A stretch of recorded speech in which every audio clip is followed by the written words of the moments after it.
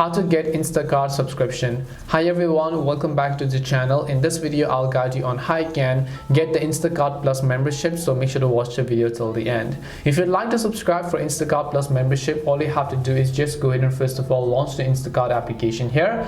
Once you launch the Instacart application, you're going to land on this page where you have to tap the three lines icon located at the top left hand side of the screen.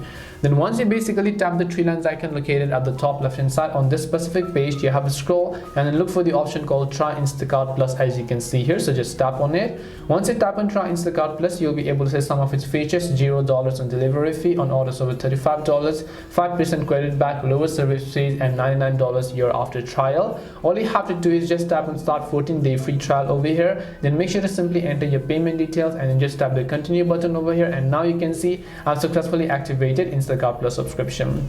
That's it on how you can get Instacart Plus. We hope the video was very helpful to you guys, and if it did help you, then make sure to leave a like and subscribe to the channel. If you have got any more questions, queries, or doubts, feel free to also leave them down in the comment section. Thank you very much for watching till the end of this tutorial, and see you in the next video.